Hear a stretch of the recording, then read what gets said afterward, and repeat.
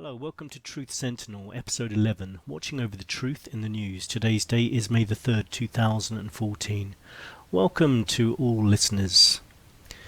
Currently reporting from Odessa, Ukraine, where there's been lots of news, which you may have seen. Returning to the UK probably tomorrow. Actually, I have to. I'm on a flight, actually, so that was already a pre-booked flight. I'm not actually fleeing the area, although it's not such a bad idea. Today's news. So it was a sunny day in Odessa today after a night of violence. Pro-Russian supporters in Odessa have voiced their anger after 42 people at the moment, numbers seem to be rising, were killed as pro-Russians were chased into a government building in Odessa. I'll explain more on that later. 2 helicopters were also shot down in the last few days as the military offensive continued in the east. Obama has called for the death penalty to be reviewed after a botched execution where it took the guy about 20 minutes to die. Seems to be news coming out of Africa today. There was a couple of explosions in a Kenyan city of Mombasa. Reports of dead there and injuries. Nigeria's government is shutting schools and offices across the capital while a conference takes place next week. There's a big security operation being promised to protect the delegates after 2 bomb attacks there. An explosion on Thursday killed 19 people there. 2 weeks after another bombing left 75 people dead, and that's being blamed on Boko Haram, the Islamist militant group. They're supposed to be behind the kidnapping of more than 200 teenage girls kidnapped from their school in Borno State in northeastern Nigeria a couple of weeks ago. Apparently their group name means Western education is forbidden.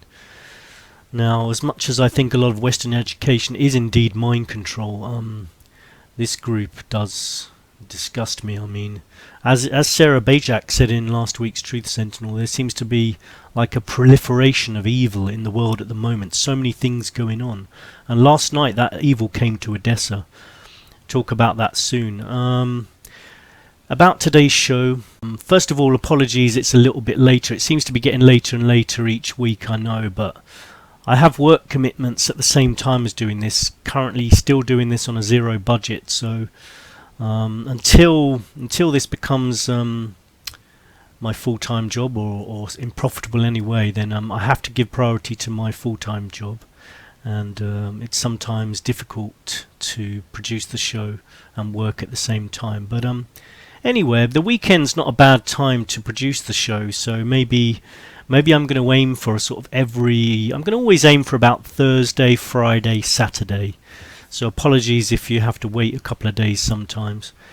We've got a lot to talk about today, of course Odessa, but also we've got an interview with Mark Cocking, who will talk about banking financial matters. If that sounds boring, it's not. Please stick with us and listen. It's very interesting. He's not just talking about finances and the coming financial collapse. There's a lot of other issues we talk about, and I may split that into a couple of parts, so I'll see how much I can fit in today. But we're grateful that he came on and spoke to us. We'll also hear from another of our academic researchers who will be talking about PSYOPs, and in particular reviewing a documentary connected to the subject, and also commenting on a Glenn Greenwald interview. Glenn, of course, the journalist that helped give a voice to Edward Snowden. Last episode we talked with Sarah Bajak again, and we talked about MH370, Ukrainian information control. Don't forget, if there's something you want us to talk about, let us know. And if you're well researched on the subject, we're always looking for guests. Please get in contact via Facebook, Twitter or email. Okay, main content today, the big news is going to be, of course, Ukraine, where we're currently based, and we're actually in Odessa. The Ukrainian army is currently not as effective as it should be. Now, conscription was stopped about a year ago by Yanukovych, and there's some that would say that this was a deliberate plan by Putin using his puppet Yanukovych to destabilize and weaken Ukraine over the last year so that its army was very ineffective. Last night the war came to Odessa, and I'd like to talk about what happened, tell you what I know from being here. I've also been contacted by the BBC whilst here, and to their credit, I was initially not happy with their biased reporting, because sometimes when you're on the ground and you see what they're saying, it's not the same as what's actually happening. But anyway, they did take a witness statement from me about what's happening, and they have printed it word for word on the BBC website. You can find the link on our Twitter page, actually. If you go to Scott Sentinel Twitter page, I posted the link for the BBC article. It's just a witness, a written witness statement. They may be in contact again later. Let me tell you what happened last night from my point of view, and what I heard from contacts here. I was warned that I should stay off the streets yesterday evening, and everyone already knew there was potential for trouble, as there was a football match with the local team, Chorny Moritz, and it's fair to say that a number of those supporters are basically just hooligans. Not all, of course, but there is a group when they are often seen marching down the main street in Odessa, in the centre, and they're quite menacing. They do look like sort of a group of Nazis. Anyway, the match was due to finish, I think, around 5 or 6. And so people knew there might be problems, because there was due to be a meeting of pro-Russians as well in the centre.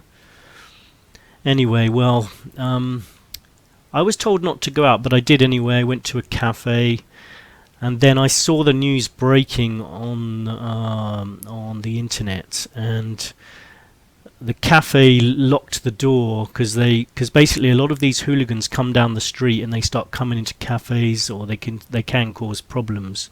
So I had to ask them to unlock the door and let me out. I figured it was probably a good idea to start heading home. I live in the centre anyway, but anyway, so as I came out, I heard lots of bangs and explosions. I'd already read on the internet that there was shooting and Kalashnikovs in the centre. So I could hear all the shooting, the bangs. I could hear what sounded like bombs going off. But sometimes in Odessa and in Ukraine in general, you do hear a lot of people do like their fireworks and bangers. So it was difficult to know what they were. But actually, they were petrol bombs basically.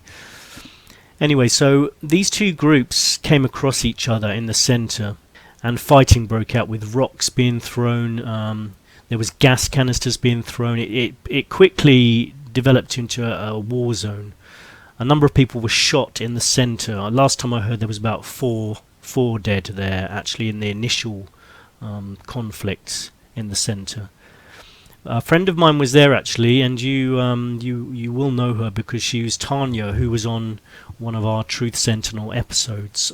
She came on when I had the two guests on, two girls from two different parts of Ukraine with two opposing views, pro-Russian and pro-Ukraine, and she was there, and she's actually quite traumatized at the moment, because she saw people being killed around her.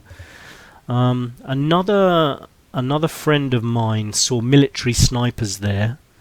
I've only heard that from her, but she said they were military snipers and she didn't know who they were. But I think we should be careful about assuming they're Russian security service. I think there's all kinds of manipulation going on here. There's people who must have infiltrated the various groups here, and I believe the scenario we see is being created using manipulation, and people on the inside have infiltrated groups, because some of the people that you saw in the building, I felt they looked like they sort of looked very confident, like they'd done this all before, like the SAS or something.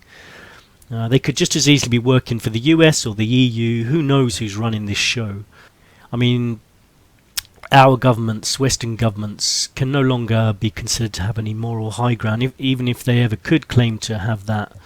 The tables seem to have turned to a certain extent. So, with people like Snowden fleeing to Russia for refuge.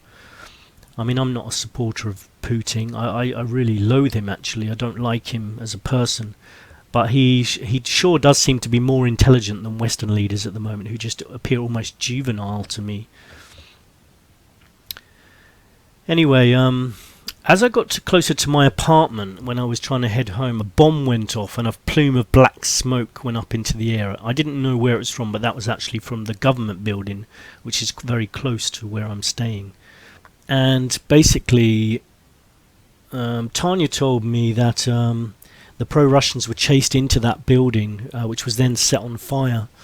You can hear, obviously, depending on who you speak to, you'll hear different stories, but it does seem to be that the pro-Russians were chased into that building. The building was set on fire, and they were jumping from windows to escape the flames and the smoke.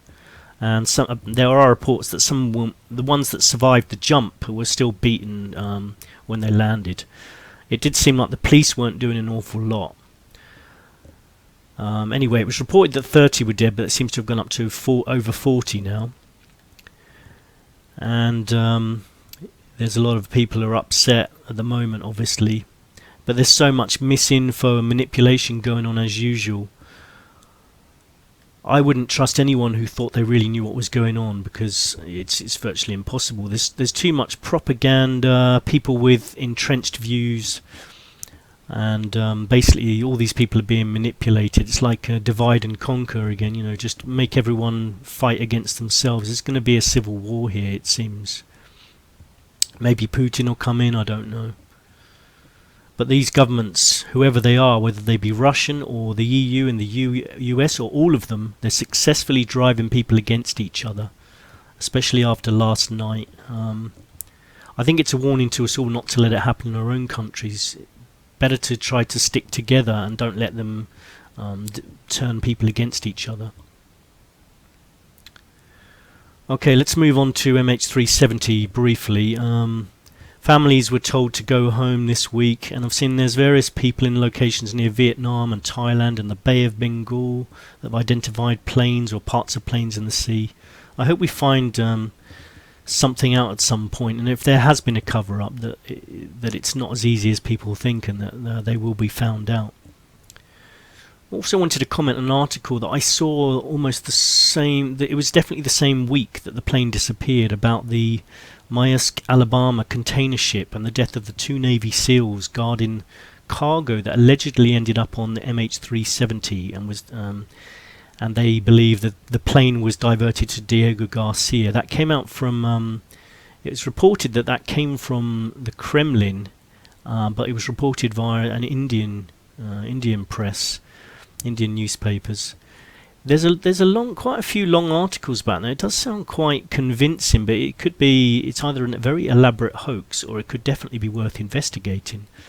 Anyway, or you just type in Alabama, Navy SEALs, Diego Garcia, Kremlin, MH370, and you'll probably come up with some stories like that. Just have a read and see what you think anyway.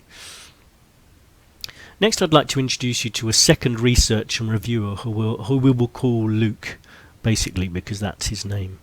Luke is also an academic, not currently affiliated with a particular university, but in the meantime he'll be affiliated to us and will do reviews or talk on research topics from time to time. I understand you've been doing a couple of reviews this week for us. Yes, I've watched 2 documentaries. Both of which have some sort of crossover in terms of themes and what is sort of discussed in each of them. What was the name of the first one? The first one was about actually Edward Snowden, and it was Edward Snowden's journalist of choice, and this was about Glenn Greenwald. They had the journalist in The Guardian who interviewed Edward Snowden. He went to Hong Kong, I believe, when he fled the US and went to Hong Kong, and published his materials in The Guardian newspaper. And what did you think of that particular video? You've seen Glenn Greenwald himself. I think he's quite a divisive kind of figure, and I think he's a person who probably is sort of, personal or he has sort of a complex about himself, where he does sort of aggrandize his actions. He talks quite extensively about his partner and his arrest at Heathrow Airport, his rather suspicious arrest. Just after the sort of Snowden documents were published. I'd say extremely suspicious arrest. I mean, they were basically harassing him. I mean, there's no reason there's no real reason in, say, 20 years ago, there's no way he would have been stopped. It's just because we live in this current climate where, basically they're trying to stop people from saying or revealing any kind of government secrets based on calling people under terrorism laws, basically.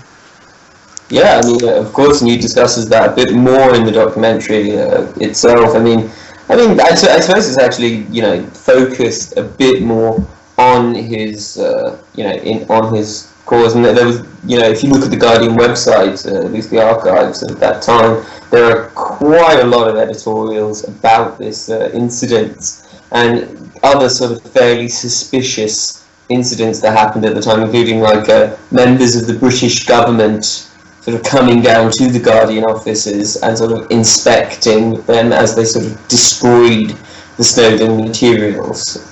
This is the materials they'd already published, but they wanted to make sure the sort of originals had already been destroyed. Then we will make reference to that in the documentary.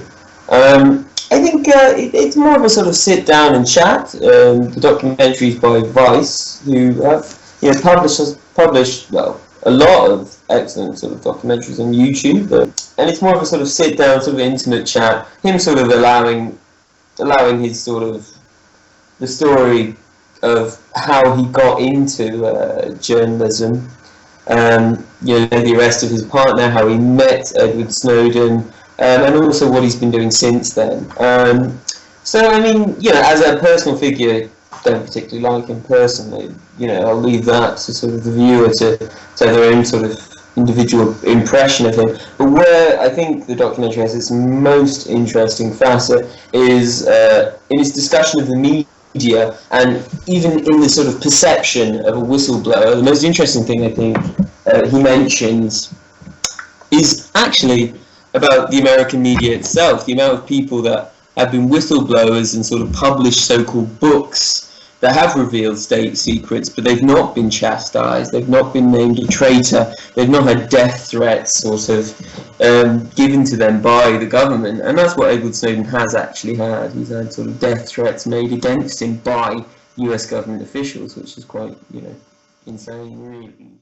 Snowden's actions, although they were brave and very sort of heroic, went without precedent, kind of, and there were lots of people who sort of were whistleblowers, but sort of kosher whistleblowers, sort of okay in the eyes of the government. So you have certain people that, who publish books in the American media revealing government secrets, but they're fine and they come on to bestsellers and everyone loves them. And then you've got guys like Snowden who sort of interfere with the government plans that aren't the quite correct time, in which case there's sort of death threats against this person and he has to sort of go into hiding about it. So it's interesting in that way, yeah. So Luke, where can people actually go to watch this first documentary you're talking about? Well, I believe it's on YouTube. Vice has a channel on YouTube. There's also topdocumentaryfilms.com, a personal favourite of mine. Luke, so you watched a second documentary. What was the name of the second documentary you watched? The second documentary was an older documentary. It's called Psy Wars, which was about sort of the foundation, sort of an America-centric documentary about the foundation of sort of modern journalism and PR, and how this is used to sort of influence people's thoughts, particularly in America.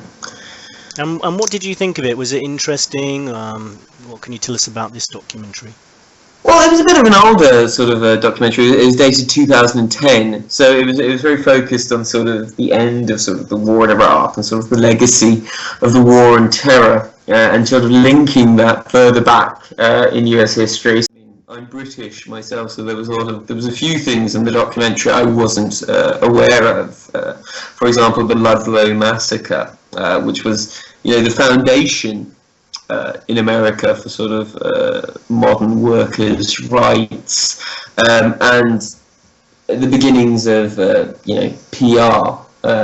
So what you had in this sort of situation of the Ludlow massacre, which was you had a variety of workers sort of campaigning for workers' rights, the government sending the National Guard heavy-handedly, and however scores of people end up dead, including women and children. deals with some famous situations there. The start of the first Gulf War, with the sort of the girl complaining about babies being thrown out of incubators, which we now know was false. She was a member of the Kuwaiti royal family. In the second Gulf War, the Saddam statue being torn down. That was supposed to be like a very staged event, right?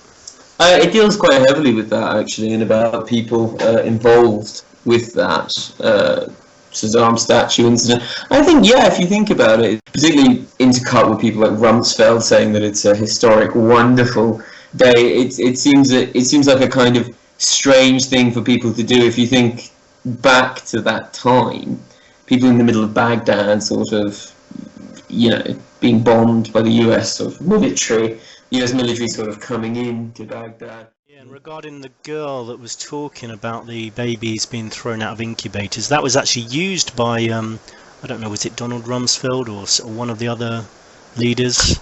I think it was John Ashcroft, one of the House Speakers, I think. One of the House Speakers, and he was actually using that, and sort of, those kind of things are used to kind of get public support, and they're actually, that actual incident later on, she did, I mean, apparently there was some truth behind it, in that the doctors and nurses actually fled the hospital, and so there were potentially babies died, but there wasn't any soldiers going in there throwing babies on the floor or anything, so that was all made up. Just goes to show, though, like, a lot of people do believe they do believe everything they're told by their leaders, and they should at least check out some of the facts before actually using that. They're using it basically as manipulation, it seems.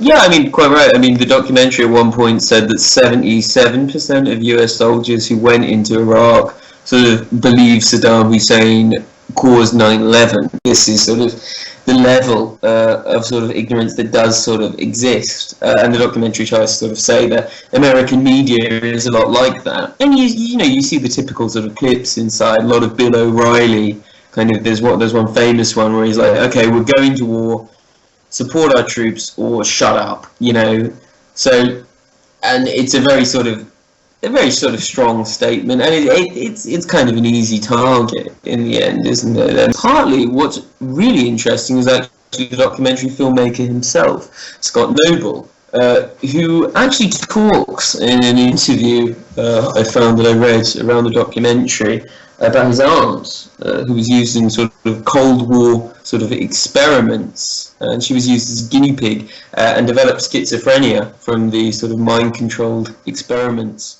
she was sort of put under. There's a lot of stuff in there that's incredibly sort of incredibly relevant today as well. I mean, you mentioned earlier about very sort of contrived schemes for conflict. There's still a lot of debate about Pearl Harbor, about how much sort of America sort of forced the Japanese hand in that way. The Gulf of Tonkin incident in the First Vietnam War, although the film here is quite light on sort of the Cold War and how that sort of links to the War on Terror. Yeah, Luke, is there anything in there that you think would help people to understand the media battle that seems to be going on regarding Ukraine? Well, it's made a bit before that time. I mean, I think, to be honest, a lot of the things that are in here are, of course, are applicable to Ukraine, but certainly you're talking about a more sort of extremist version, particularly if you think about the Russian press and the way they sort of manipulate the media is more overt than in the West, I think. I think it is much more overt over there. In terms of like the documentary itself, I feel like if you think about history channels or otherwise, there's sort of you've got lots of documentaries about sort of communists and the Nazis and how they sort of influence propaganda, and everyone has an idea about Joseph Goebbels and how he's sort of in the Third Reich. How about the production of the video? Anything you could say about the actual the way it's produced or anything? I think it's general archive footage. From what I've heard from Scott Noble about how he produced the documentary, was that he took around sort of 6 hours. He interviewed 6 different people and took from that took enough material to make a few films, and he spliced in sort of material from different documentaries. He said The Century of the Self, a very famous documentary, was a massive influence for this. So he took quite a lot of that. Okay, Luke, where can people actually find this documentary? YouTube, Star Wars. There is another website called Metanoid, I believe. Thanks very much for doing that. I hope you'll come back on at some point and do another review for us. Yeah, of course. Thank you very much, Mark, for having me on. Okay, thank you. Goodbye. Goodbye.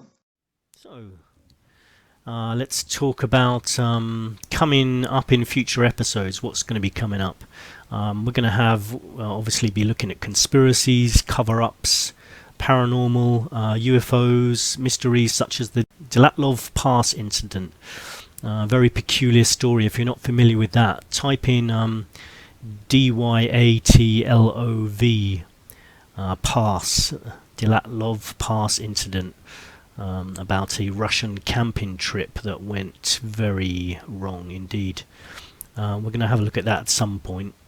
Other shows that I've listened to this week, Caravan to Midnight, and he did have an interesting guest on who was talking about Bin Laden dying in 2001, and that it was reported on Fox News. And if you actually go to Google, type in Bin Laden died 2001 Fox News, you can see the article there. It's true. They did report that he was dead, and apparently, according to this guest, he did die then, and basically they resurrected him for reasons of trying to keep the public scared, and to serve their purpose. I've listened to Alex Jones, Hagman and Hagman a little bit this week. They've had some interesting shows. Usually this is the section we talk about economic markets, sports and weather. This week we have an extended finance section with Mark Cocking interview. Today we're going to have part 1, then continue into next week's episode. Now, if anyone speaks for a length of time on any controversial subject, there's going to be things that you agree with and things that you may disagree with. And when the subject of religion is touched upon, some people are going to be offended. So I just thought I'd let you know that there are some things discussed, or that Mark mentions that some people, especially Christians, won't particularly like. But I just wanted to say that just because you may disagree with some religious views doesn't mean you can't listen to what people have to say about other matters. Mark is well researched in his topics, and it was a pleasure speaking to him. Here's part 1. So if I told you what I know about money, it wouldn't take long. My experience lays in the spending of it, and I have extensive knowledge of debt, unfortunately. I mentioned we would try to get someone on to talk about financial matters. The banking system seems very complex. Does anyone really understand it? I'm hoping our next guest might be able to answer some questions. Mark Cocking used to work in the banking industry and has a lot of experience as a financial mortgage specialist. He was pretty good at it from what I've heard too. Thanks for coming on, Mark. We really appreciate you taking the time. It's my pleasure. Because of my admitted lack of knowledge about the financial industry, I have a lot of questions. Let's see how many we can get through in the short time we have. Our financial system was hijacked by a group of people who realised that if they are in the unique position of issuing the currency to the nation states, then they can control the world. There, does that kill your radio show? It's that simple. When we get into the dynamics of payday loan companies, for example, they can basically choose whatever interest rates they want. We've all seen them, like 1,000%, 2,000% APR. That really is just a symptom of the cancer that is the issuance of the currency as a debt. If we were not to issue the currency as a debt, we wouldn't need payday loan companies, we wouldn't need to borrow money from banks, we wouldn't need to pay interest on anything, and we wouldn't have inflation either. A lot of people nowadays seem to not be aware that if you track back through history, say go back 400 or 500 years and look at the value of the currency at any time, take the pound, it didn't change for over a long period of time. It was really only about the 1920s, in that era, basically when the Federal Reserve was created and so on, these people came together to force this system on the world. The value of our currency held its own for an awfully long time. But if you go back to the 1920s, for example, you could buy a house for £50. Nowadays, we all know what they cost. The value of money has decreased terribly, and that's simply because it's issued by these people as a debt. We can kind of intellectualize it into the depths of it. You can go into mortgages, payday loan companies, banks, any different aspect of banking and finance you want, and analyze it. You'll find corruption all the way anyway. All mortgages are based on a fraud, for example. But at the end of the day, you're caught up in this quagmire that's created by the people who created it. It is that we need to focus on, in my opinion. That's what I've always said, and I keep majoring on this point because there are so many distractions, so many scandals breaking out, that the banks are doing this and the banksters are doing that. Well, yes, of course these things are happening. This is unfolding now. These are real events, and we really shouldn't get caught up in the detail and miss the gem that lies at the centre of it. Okay, thank you. From what I understand, the Bank of England prints money for the government, but who actually owns the Bank of England? Well, that's a damn good question. You can't answer that. That information is kept from you. Technically speaking, the Bank of England was nationalised, I think 1946. So technically speaking, it belongs to the state. But that is nothing more than a cover. You know, if I was stood in front of a lawyer, then he'd probably prove his case and say, well, look at this, because there's the nationalisation documents, for example. So it's a kind of pointless debate. What you've got to do is step back and realise that, of course, it's owned by somebody. It's owned by the elite banking families that fund the whole setup. One of those clearly involves British royalty. And again, that's something it's a brick wall you keep running up against, because they are in there. Anyone who researches this stuff knows that. It's quite provable. It's not a hypothesis. So that almost means that you find yourself up against the royalty in this country, which of course means that you are an anti-royalist, which means that you're then up against the royalists, whoever they may be. So it doesn't matter what debate or what discussion you're having. If they say, oh, do you believe in the Queen? You say no, then suddenly you're partitioned as anti-royalist and they're not listening anymore. This is the way it works. And anyone who lives in England knows that the royal family, when it comes to criticism, are virtually untouchable in the media. I mean, the amount, if you read an article about the royal family, it's completely 100% positive most of the time. There are exceptions, but you can't really say too much against them and actually get it onto mainstream media. Oh no, you can't. I mean, it's all a little puppet show, really. I mean, here we have the future king and his wife out in Australia, I think they are, and it's kind of the headline feature on the national news each day. And you sit there thinking, oh, how incredibly sad this is, because you could perhaps turn over to other stations and see reality on the ground, things that actually do matter. But what's disheartening is when you do get out there, as I do, this is what I've done, among, you know, ordinary people. That's what we are. You've got to spread this word. You keep coming across these barriers, such as the royal one we just discussed. Their understanding of the financial system, which is little more than childlike, but that's because that's the way everybody's been taught it. And I include most of the people in the industry there as well. It's kind of disheartening, I think, which is why we actually need to counter that. This, to me, is a war, so we need countermeasures. What kind of countermeasures?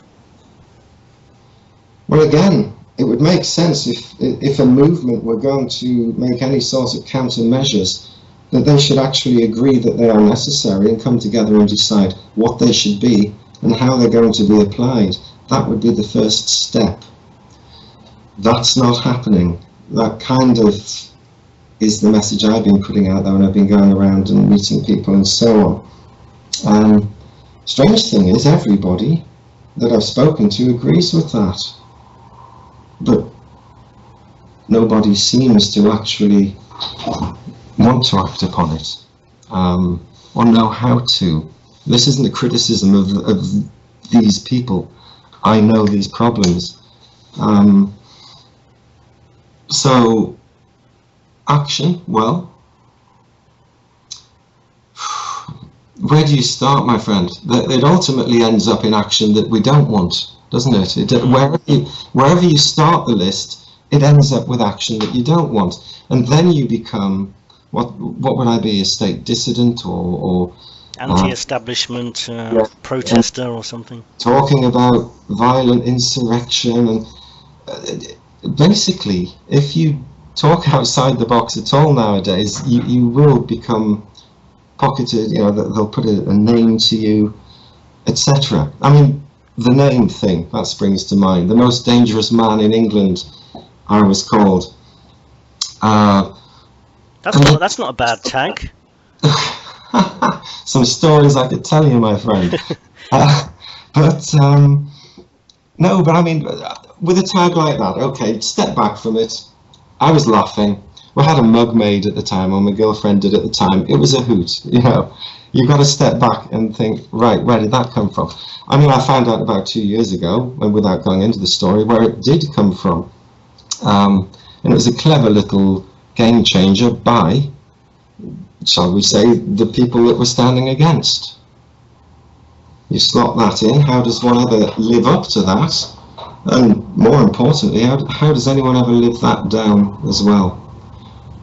This kind of links into the things the state will do to harass or whatever word you want to use people like myself. It's not unique. When I first spoke in public about this, it seemed to be latched onto that, hey, I had my life threatened. Look, I can tell you, mate, in the last 5 years, I've spoken to bloody hundreds of people around this country who have had the same experience. So, whereas once I felt a bit of an outcast because of that, now I realise it's actually quite the norm, and we're obviously on the right track here.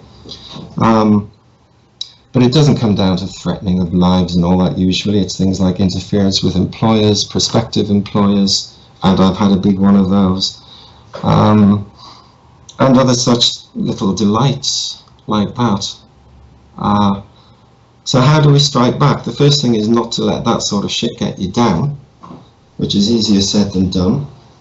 And to do sooner what I actually took years to do, and that was to actually speak out and say something. So it is on record. What can we do? That is the first thing. Not let that kind of thing get us down, but realise that ultimately, somewhere down that list of action has to come perhaps an ultimate action. This is an evil enemy from the perspective of any researcher who wants to go into this.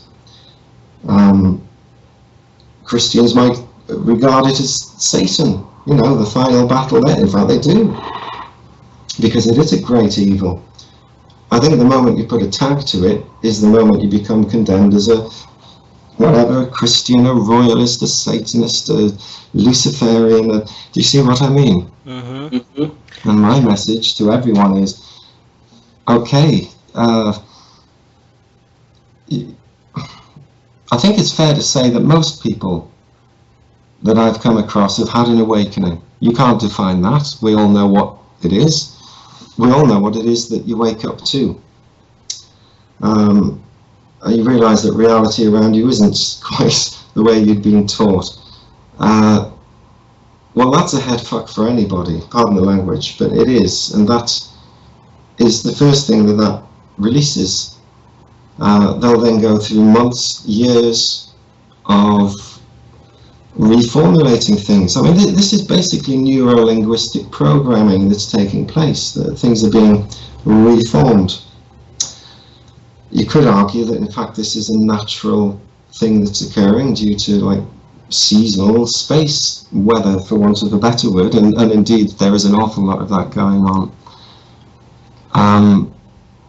However you perceive it, though, at the end of the day, all of this perception is being put out there and then jiggled about with to keep everybody entertained and horrified and involved and fighting. This thing that is being put out there is being put out by those who realize that you can be controlled psychologically, spiritually, mentally, physically, and every other possible way if they just happen to issue your currency as a debt. It's probably the greatest secret in history, but it's not a secret. At some point, even people who maybe haven't wakened up to this issue will probably be forced to if there's some kind of economic crash. I mean, looking at the US debt, it looks like it could never be paid back. Is that true, and is it the same with the UK? Absolutely true. It would be a mathematical impossibility. Again, I could dig out papers and go into some numbers and all this sort of thing, but anybody interested in that can just go and look. It's not possible. You see, debt far exceeds the ability to pay it back, whichever way you look at it. I think the best demonstration I saw done was if you actually put the official UK national debt in £10 notes and piled it up, it would reach the International Space Station.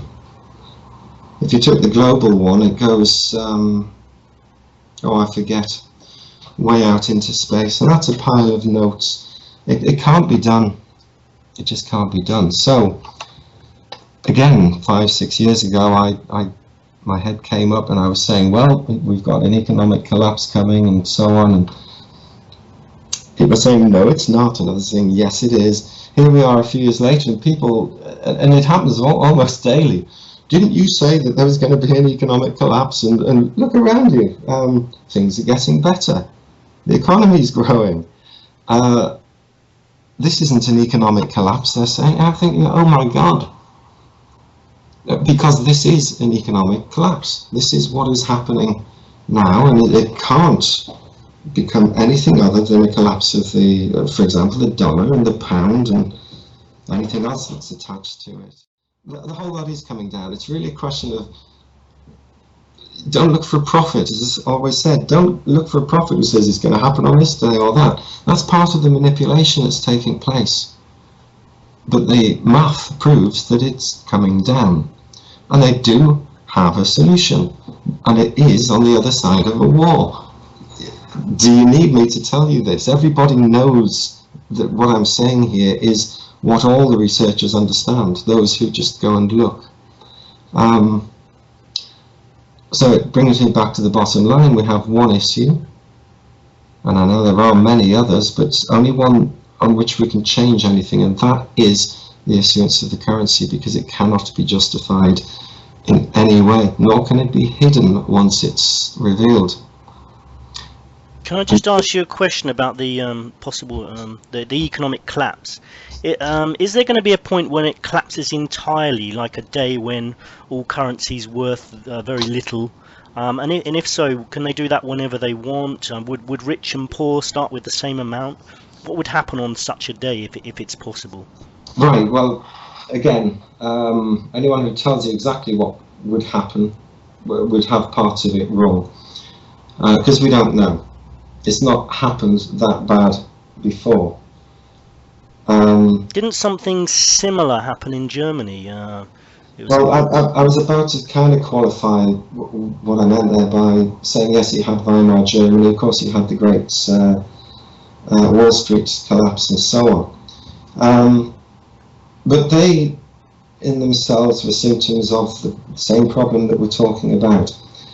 To answer your question specifically, yes, a time will come when our money, you could wake up tomorrow and find that your money is valueless. It's pretty valueless anyway, so it wouldn't affect me too much, but I guess for the rich people it would have more effect. Well, the effect itself would be dramatic. I mean, you just have to stop to consider what would happen if, within a matter of days you have the complete breakdown of society and so on. Of course, with order being reimposed, but this is part of the plan. It's a natural order of things under this order that we have. So yes, it will happen because the entire system is based on debt, and it doesn't take a genius at all to do the math. Once they go and research this a little bit, it has to come down. It already has. It's just being propped up because money always has been about confidence. Not that anyone can ever get that back again. So, like, the future is written for money, and they are changing it.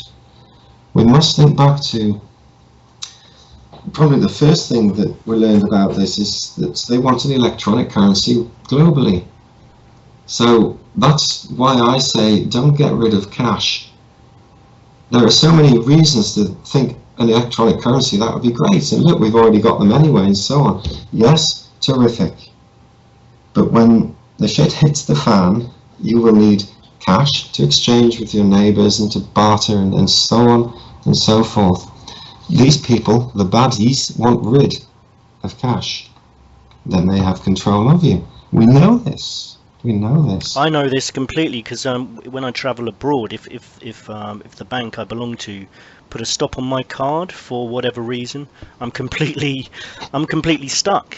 Yeah, and I think society, certainly so many people I talk to, are so utterly naive about this, insofar as they will think, and it's an imposed mental process, this, but they will think, oh no, our leadership would never let anything like that happen to us. Well, thus spaketh the sheep. I mean, I'm reminded of a great picture where there's sheep in a field, one's talking to the other, and he says, oh, not you with your bloody conspiracy theories again. And the other sheep says, well, no mate, I'm telling you, that man and the dog are working together. It's like, come on, people need to wake up. They need to look around. I mean, they're creating another housing bubble in this country in an accelerated way.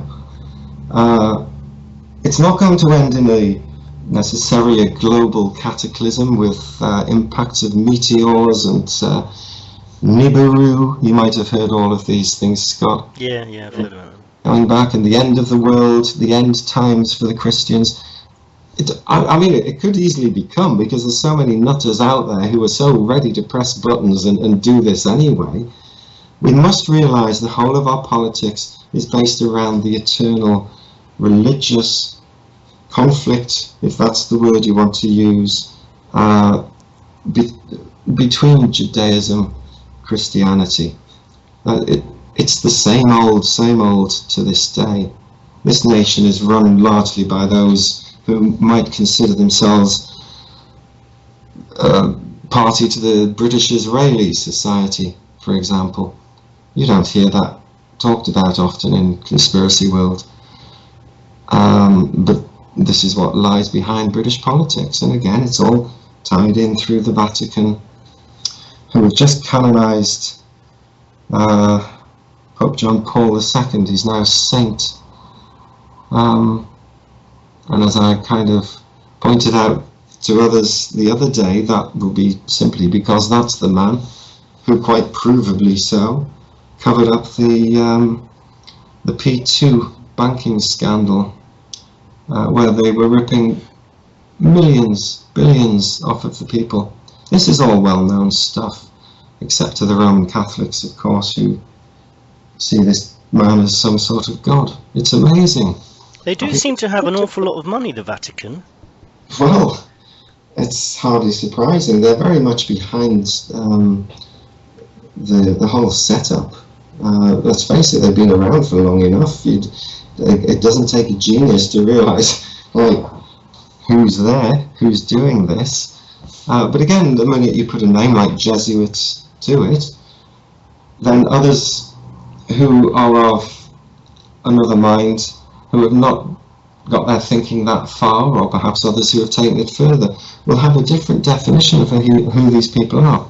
So that then sets me aside from them in their mind, and them from others. Do you see what I mean? This whole religious thing is being used, as it was always going to be, as the divider, the thing that will stop this movement coming together. I'm thinking of people like Alex Jones, and I think, yeah, Pete Santilli is another name, and he was on UK Column just today. A lot of Christian people, and I think Brian Gerrish himself is a Christian, so again, no misinterpretation here about what I'm saying. It's not a criticism. These people have been out there, they're exposing truths, they're on the ground, actually doing things, actually making a difference. But, for example, they would see anybody who was trying to change society in a way which moved away from religion, which they would perceive as their religion, as the Antichrist working against the Saviour, if you see what I mean. So, and I hear this so often, the Christians will be saying, it's Satan, it's the Antichrist, it's the evil embodiment of it, whatever name they want to put to it, that they will resist because it's the workings of the New World Order. Now, these people are supposed to be researchers and free thinkers, but they can't research or think beyond their faith in something that does not stand up to scrutiny at any level. Indeed, academically speaking, I think it's fair to say that who Jesus was and how it fits into the entire story of money through history, particularly in the UK, is pretty much clear. You only have to read, for example, and again, picking on just one person is no good, but Ralph Ellis. But if you then go and read all the other research that's been done in those fields, it's quite clear who Jesus was. And what I learned many years ago, stumbling in some circles that I did, was that there were those at the top who know this stuff anyway. So what I've seen happen in the intervening years is the academic proof coming out of something that's actually known by your elite controllers anyway. And this is how they control the way people think. Talking about religion and say the Bible, it does talk about in Revelations about the mark no one can buy or sell, and a lot of people think that's referring to a digital currency. I mean, do you think there's any truth in that, or do you think maybe people, the global elite, are working towards that in any way, or could it be this Bitcoin that a lot of people have been talking about? Well, it could be, but then you're kind of moving into the realms of prophecy and assuming that what was meant when that was originally said. Or maybe a self-fulfilling prophecy, like if someone in the global elite are actually trying to make that come true, you know? And this has actually always been the eternal game. It is about bouncing those prophecies off of the people. I mean, lots of phrases. You get the 10 Commandments in the Bible. Well, speak to any Bible researcher, you'll find out there's hundreds of them. All of these things kind of come together, and you're right to point it out, down the monetary route.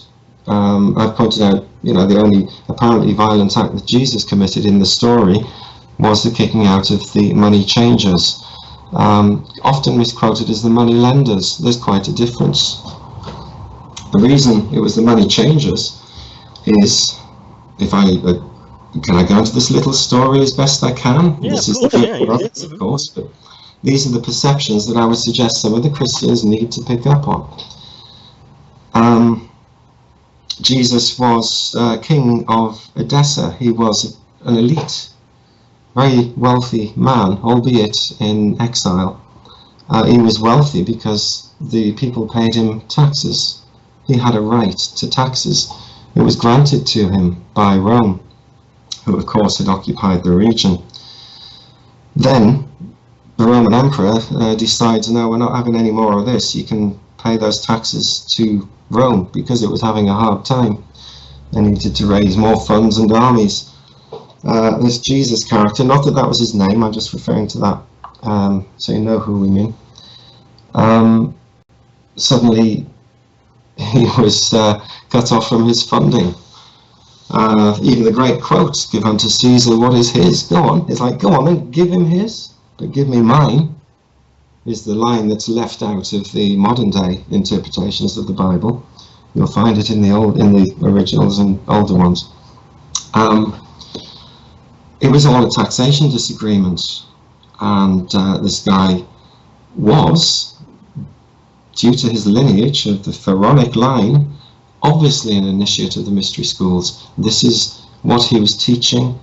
He was bringing certain aspects of that to the people, and of course feeding the true mysteries to his adepts. This is what he was. It really is a matter of recorded history, but I would suggest that people go and read Ralph Ellis's work, which brings that recorded history together so incredibly well that you need to make a realization about this. And if anyone can't get past the fact that Jesus is their holy Saviour and only through him can you be saved, you do have an issue coming up, because you will find yourself fighting people with whom you agree with every other thing. That's the way it's going to come. People are being used through their religion, and I think religion needs to be put aside. Jesus needs it, everyone needs it. Put it aside and let's get some common sense going on this one. We've rationalized the issue, let's go and put it right, because we're not dealing with politicians and bankers here as such. You must realize you're dealing with criminals. They do have the monopoly on power, on force, violence. They have everything. I'm not suggesting that we have any power to go and do this, but nevertheless it's ultimately going to have to be done, because these people are criminals. Now, they can deny that and spend billions hiding that from the public, but the point is, once you drag them out on the damn street and the public see exactly what they are, then I think things change. Talking about that, getting rid of criminals, I mean, I'm here in Ukraine at the moment, and obviously Ukraine was run by a criminal, Yanukovych, definitely a criminal. He's got a criminal past. And some people in the West, for whatever reason, I think some of them had different reasons, but they removed him. But then now it's a complete mess. So, what's the best way to do it, do you think? Well, I mean, as we know, that turned into like a debacle because of the shootings, which, both sides will argue that the other did.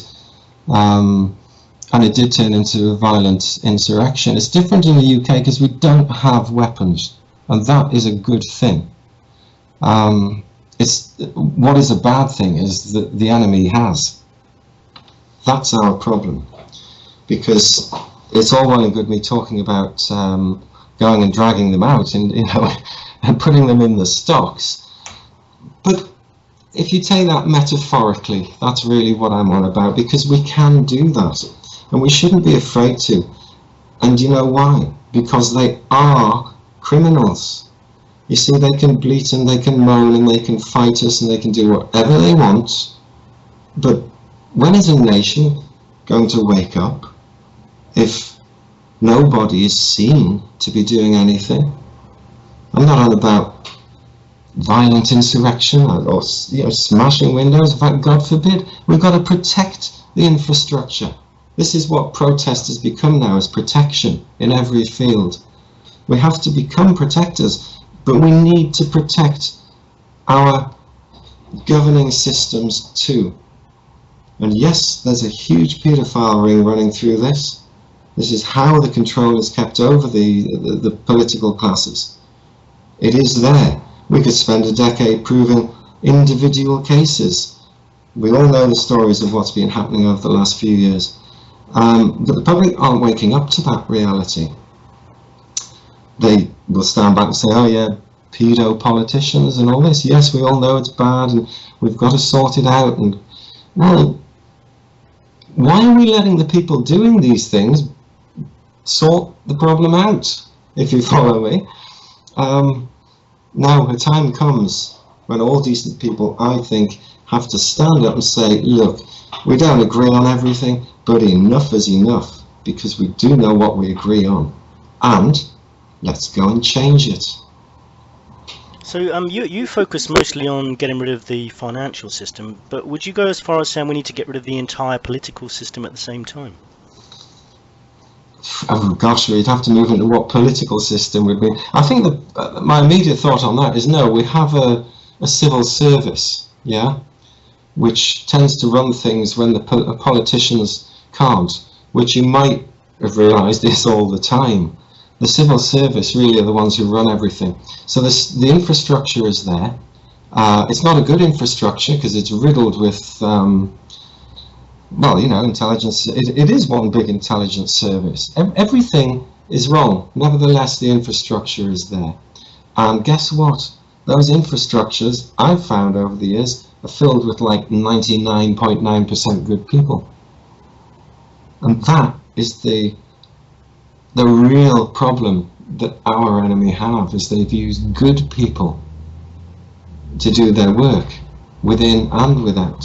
But generally, these good people don't tend to get to the top. They might get to the lower levels, but they don't tend to get to the top because they just don't have the qualities or the certain skills that people are looking for at the top. Well, that is my point. That's why the 99% are like down below them. But the point is that if that 1%, the people at the top, were, let's just say, metaphorically dragged out into the full public glare of the crimes that they've committed, things change. Things change. It's getting to them that's the problem.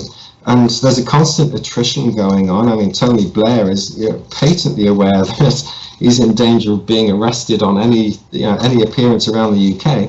But, you know, it doesn't really bother him. He can look smug in his photo opportunities because he's surrounded by armed thugs who work for a corporation. And we're not. So, once again, how far do we go with this? I mean, if for example, war were to trip over where you are tomorrow, God forbid, suddenly people like me and many others, you know, within this movement in the UK become dissidents, potential enemies of the state. I mean, this is an overnight thing. It can just change if a war scenario comes along, and we all know they're driving towards it. The irony of that would be, you know, perhaps I'd be accused of being a communist, because I'm quite clear that Russia's not to blame for what's been going on here, if you look at it at ground level. So I'd be a communist. Well, couldn't be further from the truth. It's world communism that's behind so much of this that's going on. I was going to ask you, how big a part do you think finances and the financial system play in starting wars? 100%. I don't think there's ever been a war that wasn't caused by what you would call the bankers of the time. I can't think of any. So 100% is my answer on that one. And can you tell me anything about the sanctions? You know, like the sanctions that are being threatened and implemented by the USA and the EU. What kind of effect will they really have?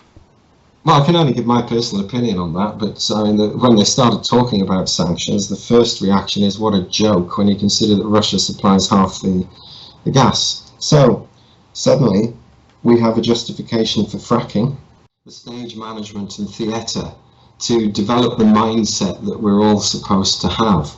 But what I suspect we, as people who have woken up to this, need to realise is that they're feeding us that mindset too, if you follow me. They know we exist. They're still creating what we think. I don't see that as any side can be supported here. Once they impose sanctions, as they are, and things kick off a little bit further, fuel prices go up, and they could easily announce on the news the next day, well, look, it's all Russia's fault. The reason that you can't go to work, the reason that everything's shut down and so on, and that your fuel bills have trebled overnight, it's all Russia's fault. It's just a big game.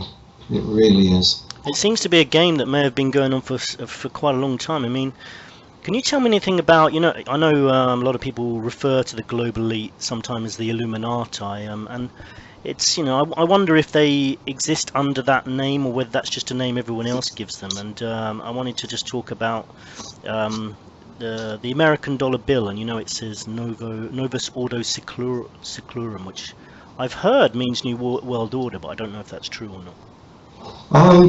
Well, again, it's one of those things that you can go and make your own mind up on. I mean, gosh, I wish I could grab the actual translation that I'm quite convinced is the other one. It comes from, I mean, basically what they're quoting there is an ancient philosophy. It kind of all goes back to an earlier philosophy. And that one is Plato's. Because this is one of the things that people kind of need to realise. Can I read this to you? Yeah. I'm not saying which book it comes from until the end, because it might interest you. Plato conceived his view of the universe as consistent with and reinforcement for his concept of the ideal society. In that society, outlined in his dialogue of the Republic, all thought is to be done by philosopher kings, aided by a small elite of guardians. No one else has political or social rights. As ideas and matter, heaven and earth are separated at creation, so guardians and philosopher kings must be separated from those who work. Slaves are to work without thinking, philosopher kings are to think without working. As the Creator gave eternal mathematical laws to the universe, so the philosopher kings give laws to society. Plato's Republic is a rejection of Athenian democracy, and it was modelled on Sparta, where a small body of landholders, ruled over by a mass of rightless serfs, Sparta had defeated Athens in the 30-year-long Peloponnesian War. Anyway, without getting bogged down in that, that, in one paragraph, really, was a very good summary of the philosophy of our leadership today. It's one and the same. They know two things: Plato's philosophy and its reasoning, and the mathematical laws that lie behind the universe.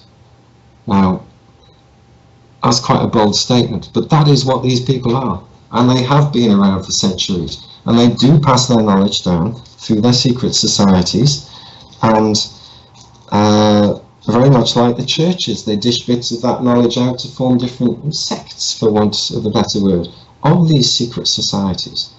And this is where they recruit people who ultimately end up within the controlling system. That Platonic definition of society is basically what they're bringing into effect, the perfect creation of that. And that's the problem that we have. Sorry for sort of branching off there. Incidentally, that came from The Big Bang Never Happened, Eric J. Lerner, physics book. Okay, good. And it's interesting to find it in a book of that, but and the point is, he's tying that to the physics, all right, and maths, numbers, physics, money, which is just numbers. It is all one concept. So in a conversation like this, it's really a matter of how far do you take this concept of money and explore it, because ultimately it takes you back to the secret of the Magi. And that is how they control the world. Back then they controlled the world as they knew it, and today they're looking to complete the plan to totally control the world. Microchips, yes. They're looking for the electronic currency. Did you mention 666 earlier? I mentioned the mark of the beast, and no one may buy or sell unless they had that mark. And could that be the electronic chip with digital currency? Of course. I think the point I was going to make is that would be the modern version. Back then, you weren't allowed to trade at all. This is what Jesus protested about. You weren't allowed to trade unless they gave you the mark. You couldn't buy, nor could you sell. You had to go through the money changers, because Rome decreed that all taxation had to be paid in Roman dinar. I think it was dinar, and that kind of meant that the poor Jewish peasants and farmers and everybody else had to go to the money changers, who of course were in the temple, because the temple and the money changers are one and the same thing, and change their money. And of course they would be charged a fee for doing that. They were robbing the public, these middlemen. They were a cancer to the system, but it was only a necessary cancer to, as far as the Romans were concerned, in order to extract the taxation and to create an elite through whom they could control the population via the priesthood in the temple with the money changers. Nothing changed. That's what you've got to wake up to today. It's a real reality. These people have a real knowledge. Okay, I just wanted to change the subject slightly, well, stay on a similar subject and talk about gold for a second. I read that the vault beneath the City of London covers quite a large area, and they need keys that are 3 foot long to open. They're supposed to hold about 4,600 tons, and in 2012 had a current market value of 150 billion. I actually thought they might have more than that, and I've heard people say that gold is actually disappearing at an alarming rate. Any idea where it's going? Who's got it all? Well, if I did, I'd probably be a rich man, wouldn't I? No, I mean, you're expressing the ultimate question, because that's what everyone's asking. Where has the gold gone? But one thing that I think is self-evident is that it's gone somewhere.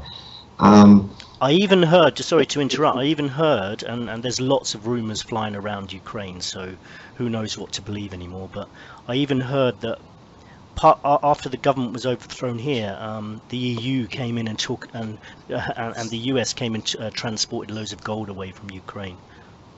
Yes. So I just wondered if you knew anything about the stories of the disappearing gold around the world. Well, it's kind of, I mean, if I were to paint a picture of how I see things, and I can only say it's a well-researched one, and there's other researchers out there who have added so much detail to this in the last decade. But it's always been about gold and other precious things of that nature. I don't think it's about obtaining gold so that the Anunnaki can spray the atmosphere of their dying planet or whatever.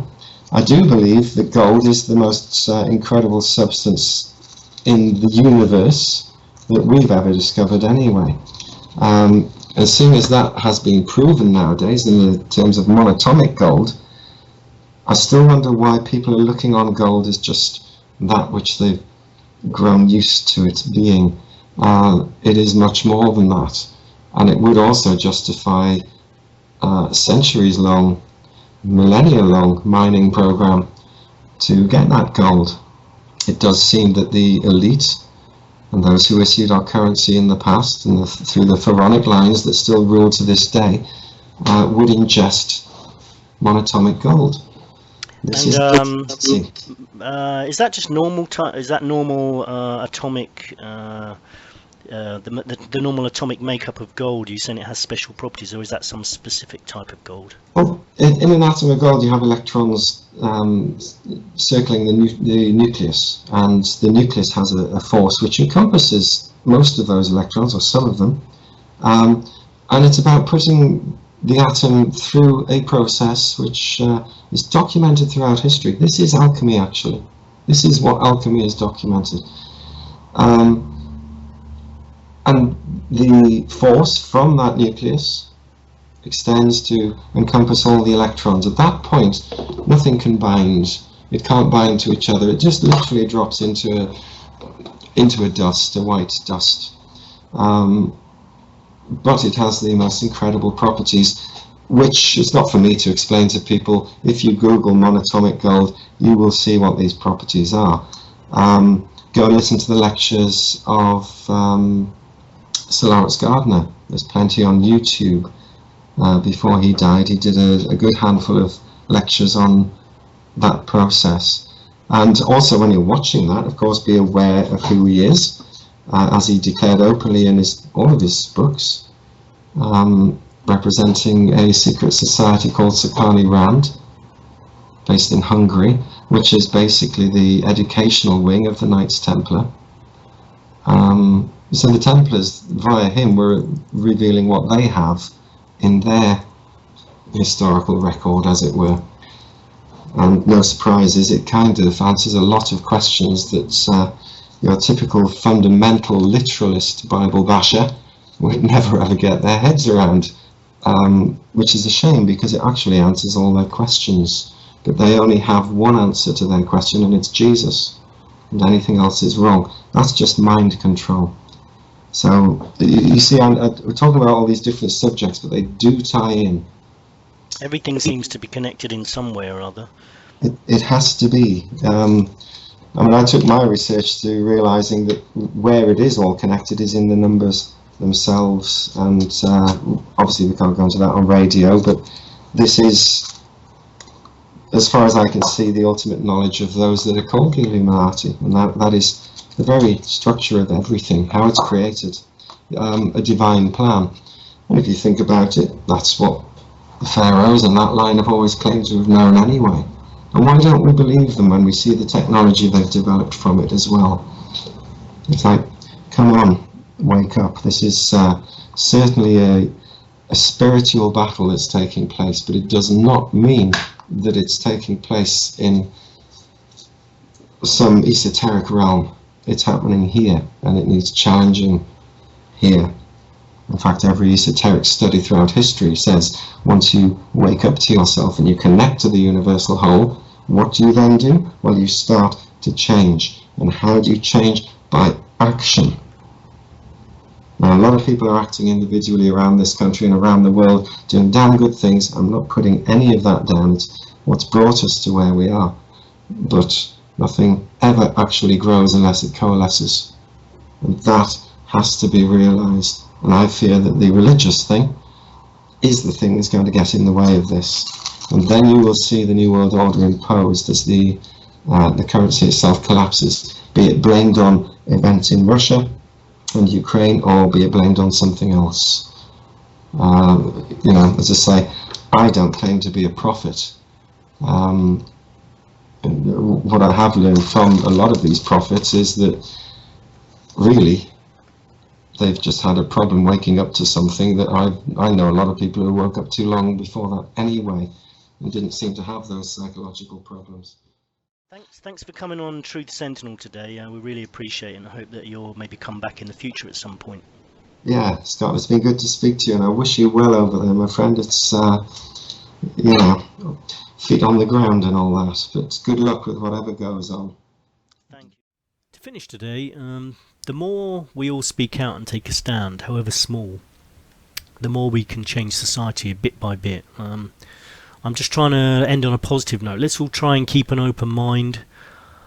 This week I've been struck by the observance that everyone seems to think they're right, and this is the root of a lot of the problems in the world today. Everyone's trying to justify what they do by some religious, historical or cultural motivation. I think we all just need to remember the most important things in life. As the Beatles said, all you need is love. A bit of a hippie-ish thing to say, but nevertheless true. Just a quick appeal to any sponsors, advertisers or people who think they might be able to help with financing this show so we can do it full time and produce a much more professional show. Please get in contact. If you think there's anything way we can improve this channel, get in contact as well. Facebook Scott Sentinel, Twitter Scott Sentinel. You can email us via YouTube. Thanks again for listening today, and catch you later. Goodbye.